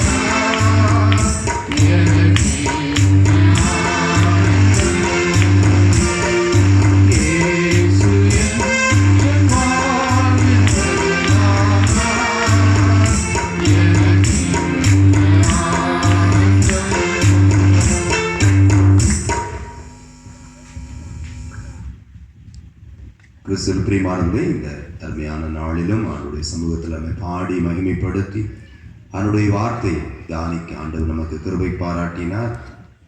இந்த நாட்களிலே நம்முடைய வாழ்க்கையில் அதிகமாக ஆண்டவருடைய வார்த்தைகளை நாம் வாசிப்பதும் தியானிப்பதும் நம்முடைய வாழ்விற்கு மிகுந்த ஆதாரமாக இருக்கும். அதை நாம் ஒரு பற்றி கொள்ள, அதில் வாஞ்சியும் கவனமாய் கொள்ள அன்போடு உங்களை கேட்டுக்கொள்கிறேன். பிரியமானவர்களே, நாளை தினம் பரிசுத்த ஓய்வு நாள். யாவரும் குடும்பமாக நீங்கள் ஞாயிறு ஆராதனையை தவறாமல் பங்கு கொள்ள உங்களை மிகுந்த அன்போடு கேட்டுக்கொள்கிறேன். நாளைய தினத்தில் கிதியோன் இன்டர்நேஷனல் ஊழியத்தின் சார்பாக வந்து பங்கு கொள்ள இருக்கின்றார்கள். யாவரும் நீங்கள் பங்கு கொள்ளவும் ஒளி தாங்கவும் அன்போடு நினைவூட்டுகின்றேன். நாளை மதியம் 2 மணிக்கு நம்முடைய சேகர் அளவிலான லெந்து கால ஆண்களுக்கான சிறப்பு கூடுகை கிறிஸ்து ஆலயம் நெடுவிலையில் வைத்து நடைபெறுகிறது. அதனால அருமையான ஆண்கள் இந்த கூடுகையிலே நீங்கள் தவறாமல் பங்கு கொள்ள உங்களை மிகுந்த அன்போடு கூட நான் கேட்டுக்கொள்கிறேன். இங்கே மிகுதியாக பெண்கள் தான் இருக்கிறாங்க, ஆண்கள்லாம் பின்னாடி இருக்கிறாங்கன்னு நினைக்கிறேன். ஆகையினால பெண்கள் நீங்கள் என்ன செய்யுங்க, வீட்டில் போய் உங்கள் வீட்டையாட்டு என்ன செய்யுங்க, ஞாபகப்படுத்துங்க. சரிதானா? ஞாபகப்படுத்தி அவர்களை நீங்கள் அனுப்பி வைக்க அன்போடு கேட்டுக்கொள்ளுகின்றேன். மதியம் 2 மணிக்கு தான். நம்ம 2 மணின்னு சொன்னால் தான் எத்தனை மணிக்கு வந்து சேருவாங்க? ஒரு 1/2 மணி நேரம் கழித்து 2:30 வந்து சேருவான். சரிதானே? ஆகினால மொத்தமே ஒரு 2.5 மணி நேரம் தான். ரெம்பல்ல சில பாடல்கள் பாடுவோம், வர்ஷிப் பண்ணுவாங்க. அடுத்தால அவனுடைய வார்த்தை என்ன செய்யும், பகிர்ந்து கொள்ளப்படும். சில காரியங்களுக்காக ஜெபிப்பாங்க, நிறைவு செய்வாங்க. ஆகினால அருமையான ஆண்கள் நீங்கள் தயவாய் பங்கு கொள்ள அன்போடு நான் உங்களை கேட்டுக்கொள்கின்றேன். அதே போல அடுத்த வாரம் 30ஆம் தேதி பெண்களுக்கான லந்துகால சிறப்பு கூடுகை நம்முடைய ஆலயத்தில் வைத்து, மார்க் ஆலயத்தில் வைத்து நடைபெறுகிறது. ஆகையினால் அதற்கும் பெண்கள் நீங்கள் திரளாக பங்கு கொள்ளவும் உங்களை மிகுந்த அன்போடு நினைவூட்டுகிறேன். ஒவ்வொரு கூடுகைகளுக்காக நீங்கள் ஜெபித்து கொள்ள உங்களை அன்போடு கேட்டுக்கொள்கிறேன். இன்னும் தொடர்ந்து அடுத்து வடக்கு தெருவில் இருக்கிறது, அதற்கு அடுத்து ரைஸ் மில் தெரு இருக்கிறது, மேல தெரு, இவைகளெல்லாம் என்ன செய்ய தெரு ஜெபக்கூட்டம் நடைபெறுகிறது. எல்லா ஜெபக்கூட்டங்களையும் ஆண்டவர் நமக்கு சிறப்பாக நம்முடைய வாழ்வின் ஆன்மீக வாழ்வின் வளர்ச்சிக்கு நேராக நடத்தி தரணும் அப்படின்னு சொல்லி ஜெபிக்க அன்போடு நான் உங்களை கேட்டுக்கொள்கிறேன். இந்த நாளிலும் இந்த அருமையான நடுத்தரில் இருக்கிற அன்பு பிள்ளைகள் மிக சிறப்பாக இந்த ஏற்பாடுகளெல்லாம் அழகாக செய்திருக்கின்றார்கள். இது பகுதியில் இருக்கிறதான குடும்பத்தின் பிள்ளைகள் எல்லாரையும் ஆண்டவர் இயேசு கிறிஸ்துவின் நாமத்தில் அன்போடு வாழ்த்துகிறேன். மனதார அனைவருக்கும் நன்றி சொல்லுகிறேன். மிக சிறப்பாக ஒளி அமைத்திருக்கிற சவுண்ட்ஸ் அந்த சகோதரருக்கு அன்போடு கூட வாழ்த்தலையும் உங்கள் நன்றியும் சொல்லிக் கொள்கிறேன். இந்த நாளிலும் நாம் மத்தியில் வந்து அவங்க சீவலப்பெரியிலே சபை ஊழியராக பணி செய்கிறாங்க. ஆனாலும் அதனுடையவும் ஆண்டுடைய நாமத்தை என்ன செய்தாங்க, ஆண்டுடைய நாமத்தை மகிமைப்படுத்தி வருகின்றார்கள். குடும்பமாக அருமையான அவருடைய அன்பு மகள் அவர்களும் ஆண்டுடைய நாமத்தை இசை வழியாக, பாடல் வழியாக ஆண்டுடைய சத்தியத்தை மிக தெளிவாக பகிர்ந்து வருகின்றார்கள். உண்மையிலேயே அவர்களுக்காக நீங்கள் ஜெபித்துக் கொள்ளுங்கள். இந்த சீவலப்பெரி பகுதியில் ஒரு கூட்ட மக்களை, அது நீண்ட நெடிய காலமாக பல கிட்டத்தட்ட 100 ஆண்டுகளுக்கு மேலாக உள்ள சர்ச்சு, அதனால் பல வருடங்களாக மூடியிருந்தது. அவங்க தான் அதை முயற்சித்து கர்த்தர் அவங்களை அங்கே நிறுத்தி கொண்டு போய் வைத்து இன்றைக்கு மிக சிறப்பாக அவருடைய மகளுடைய திருமணத்துக்கு சென்றிருந்த அந்த ஆலயத்தை மிக அழகாக பண்ணியிருந்தாங்க. எல்லாரும் மக்களும் மிகுந்த உற்சாகத்தோடு கூட ஆண்டவர் என்ன செய்கிறார், ஆராதித்து வருகின்றார்கள். இப்படிப்பட்ட ஊழியத்தின் மத்தியிலும் நாம் அழைக்கின்ற போது வந்து ஆண்டவர் நாமத்தை மகிமைப்படுத்துகிறார். அன்பு நம்ம விளக்கம் தன்மையான மகளுக்கும் அன்போடு கூட வாழ்த்துலையும் நன்றியும் சொல்லிக் கொள்கிறேன். ஆகினால் அனைவரையும் ஆண்டவர் தொடர்ந்து என்ன செய்வார், ஆசீர்வதிப்பார். எல்லா லந்துகால கூடுகைகளிலும் லந்துகால ஆராதனைகளிலும் எல்லாரும் நீங்கள் என்ன செய்யுங்க, திரளாக குடும்பமாக பங்கு கொள்ள உங்களை மிகுந்த அன்போடு நான் உங்களை என்ன செய்கிறேன், கேட்டுக்கொள்கின்றேன். வேதத்தை கிரகமாக என்ன செய்யுங்க, படிங்க. எனக்கு எத்தனை நாள் முடிஞ்சிருக்கு, யாருக்கா ஞாபகம் இருக்கா? இப்படிலாம் கேட்டால் எங்களுக்கு என்ன ஞாபகம் இப்படி வரும்? அப்படியா? எத்தனை நாள் முடிஞ்சிருக்குன்னு எங்களுக்கு இதாயா வேலை அப்படின்னு யோசிக்கிங்களா? சொல்லுங்களேன், யாராவது சொல்லுங்க பாப்போம். கரெக்டாக 18 நாள் முடிஞ்சிட்டு, அப்படிதானா? சரியா? பிரியமானவர்களே, 18 இன்று 6ஆல பெருக்குங்க. அப்போ நீங்கள் எத்தனை அதிகாரம் படிச்சிருக்கணும்? எத்தனை அதிகாரம் படிச்சிருக்கீங்க? நீங்களே உங்களுக்கு என்ன கேள்வி கேட்டு பாருங்கள். சரி, ஒரு நாளைக்கு நீங்கள் 6 அதிகாரம் படிச்சிங்கன்னா இந்த லெந்து டேஸ் 46 நாளுக்குள்ளாக என்ன செஞ்சிடலாம்? புதிய ஏற்பாட்டை முழுமையாக முடிச்சிடலாம். டெய்லி ஒரு 25 அதிகாரம் படிச்சிங்கன்னு வச்சுக்கோங்களேன், முழு வேதாகமத்தை என்ன செஞ்சிடலாம்? படித்து முடித்து விடலாம். சரிதானா? எதற்காக மீண்டும் மீண்டும் இதை சொல்கின்றால், ஆண்டவருடைய வார்த்தை நமக்குள் இருக்க தான் நம்முடைய வாழ்க்கையில் கிரியைகளும் என்ன செய்யும்? மாற்றம் உண்டாகும். எந்த சூழல் வந்தாலும் நம்ம என்ன செய்ய முடியும்? தைரியமாக செல்ல முடியும். அதில் நினைவில் கொண்டு தொடர்ந்து நீங்கள் ஜெபத்திலும் வேத வாசிப்பிலும் ஆராதனையிலும் கூடுகளிலும் தவறாமல் பங்கு கொள்ள அன்பை உங்களை அன்போடு கூட நினைவூட்டுகிறேன். ஆண்டவருக்கான எல்லா கிருபைகளை நமக்கு தந்தருள்வாரா. நாம் ஜெபித்து நிறைவு செய்யலாம். ஜெபம் செய்வோம். நேசிக்கின்ற நல்ல ஆண்டவரே, உமக்கு நாங்கள் நன்றி செலுத்துகிறோம். நீர் கொடுத்த இந்த நல்ல இரவு வேளைக்காக நன்றி. உம்முடைய பாதத்தில் கூடி வருகின்ற அனுக்கிரகத்தை தந்தமைக்காக ஸ்தோத்திரம். நடுத்தரு பகுதியில் இருக்கிறதான எல்லா குடும்பங்களுக்காக உமக்கு நன்றி செலுத்துகின்றோம். கர்த்ததாமே இந்த திருப்பகுதியில் இருக்கிற அன்பு பிள்ளைகள் ஆண்டவர் தாமே முயற்சித்து இந்த பகுதியை மிக அழகாக ஆண்டவர் தாமே சுத்தம் செய்து பல்வேறு விதமான காரியங்களை ஆயத்தம் செய்து நேர்த்தியாய் ஆண்டவர் இந்த கூடுகை நடைபெறுவதற்கு உதவினார்கள். அதற்காய் முயற்சி எடுத்த அனைவரையும் ஆண்டவர் தாமினீர் ஆசீர்வதித்து அருள வேண்டும் என்று சொல்லி ஜெபிக்கின்றோம். திருச்சபையின் பிள்ளைகள் உற்சாகத்தோடு கூட வந்து இந்த வேளையில் உம்மை பாடி மகிமைப்படுத்தி உம்முடைய பரிசுத்தமுள்ள நாமத்தை உயர்த்துவதற்கான எல்லா ஏதுக்களை நீ தந்தளினீர். உமக்கு நன்றி செலுத்துகிறோம். சிறு பிள்ளைகள், வாலிபர்கள், ஆண்கள், பெண்கள், வயோதிபர், ஆண்டவர் பலவீனமானவர்கள் எல்லாரையும் உடைய கருத்தில் ஒப்பு கொடுத்து ஜெபிக்கிறோம். இப்பொழுது உம்முடைய பிள்ளைகள் ஆவலோடு வேண்டி நிற்கிற நன்மைகளை நீ தந்திடும். அநேக கண்ணீர், கவலை, வேதனை, போராட்டமான சூழல், நெருக்கடியான சூழல், என்ன இந்நிலையில் இருந்து விடுபட முடியுமா என்ற கேள்வியான சூழல், உடைய வேதம் சொல்லுகிற பிரகாரமாக கர்த்தர் மேல் உன் பாரத்தை வைத்து விடு, அவர் உன்னை ஆதரிப்பார். இஸ்ரவேலை காக்கிறவர் உறங்குறதும் இல்லை தூங்குறதும் இல்லை என்று உம்முடைய வார்த்தையின்படி எனக்கு ஒத்தாசை வரும் பருவதற்கு நேராக என் கண்களை எடுக்கிறேன்.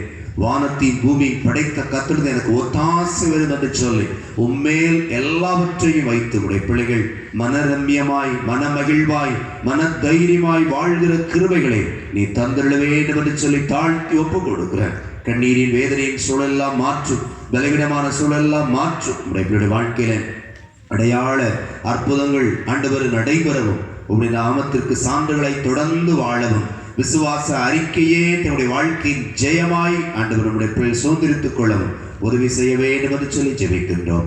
தேவரீர் எங்களுக்கு தந்த நிலந்தனும் காலம் சிறப்பாக எங்களுக்கு தந்திருக்கின்றேன். தேவரீர் எங்களை நாங்கள் உயிர்ந்து ஆராய்ந்து பார்த்து இன்னும் எங்களிலே காணப்படும் குறைவுகளை நாங்கள் அறிக்கையிட்டு உம்மிடத்திலிருந்து நிறைவை பெற்றுக்கொண்டு உமக்கு சான்றுகளாக வளர்ச்சி பெற்ற ஆண்டவர் தாமே ஆன்மீகத்திலே அடுத்த நிலைக்கு கடந்து செல்லுகிற நிலைக்கிலே எங்களை நடத்தும்படி ஜெபிக்கின்றோம். எங்கள் மத்தியில் கொண்டதோ அருமையான சகோதரருக்காக, மகளுக்காக, அவருடைய குடும்பங்களுக்காக, ஊழியர்களுக்காக ஜெபிக்கின்றோம். கர்த்தர் வரத்தில் உடைய பிள்ளையோடு இருந்தது போல போக்கிலுமே உடனிருந்து அவளை பாதுகாத்து வழிநடத்தி அருள வேண்டும் என்று சொல்லி உடைய கரத்திலே தாழ்த்தி தருகின்றோம். வந்த அனைவரையும் ஆசீர்வதி, முயற்சித்து கொடுத்த எல்லா பிள்ளைகளை தொடர்ந்து ஆசீர்வதிப்பீராக. உங்களுடைய அருள் கிருபை தாங்கட்டும். இறைவனுண்டாக எல்லா பயங்கரத்திற்கும் எங்களை விலைக்கு விடுவித்து நடத்தியலும் இந்த இதமான சூழலை எங்களுக்கு தந்தமைக்காக உமக்கு நாங்கள் கோடான கோடி ஸ்தோத்திரத்தை நன்றி நமக்கு செலுத்துகிறோம். நாளை வருஷத்த ஓய்வு நாள் எல்லாரும் குடும்பமாக தவறாமல் வந்து பங்கு கொள்ள நீர் உதவியும் கிருபையும் செய்தருள வேண்டும் என்று சொல்லி பரிசுத்த கரத்திலே தாழ்த்தி தருகிறோம். நாளை மதி நடைபெறுகிற ஆண்கள் கூடுகையிலே திருச்சபையில் ஆண்கள் சேகரத்தின் ஆண்கள் திரளாய் பங்கு கொள்ள நீர் ஆண்டவர வாஞ்சை விருப்பத்தை உந்துதலையும் நீர் தடுத்தருள வேண்டும் என்று சொல்லி தாழ்த்துகிறோம். கர்த்தரே அனுக்கிரகம் ஆசி தொடர்ந்து இருக்கட்டும். எல்லா கன மகிமை எமக்கு செலுத்துகிறோம். பிள்ளைகள் படைத்த காணிக்கைகளை அங்கீகரித்துக் கொண்டு அதற்கேற்ற நன்மைகளை இன்னும் தொடர்ந்து வாழ்க்கையிலே நீர் ஆசீர்வாதங்களை கட்டளையிட்டருள வேண்டும் என்று ஆண்டவர் இயேசு கிறிஸ்து மூலம் வேண்டிக் கொள்கிறோம். நல்ல பிதாவே, நம்முடைய கர்த்தராகிய இயேசு கிறிஸ்துவின் கிருபை, பிதாவாகிய தேவனுடைய அன்பு, பரிசுத்த ஆவியானுடைய ஐக்கியம் உங்கள் அனைவரோடு இன்றும் என்றும் சதா காலங்களிலும் நிலைத்திருப்பதாக.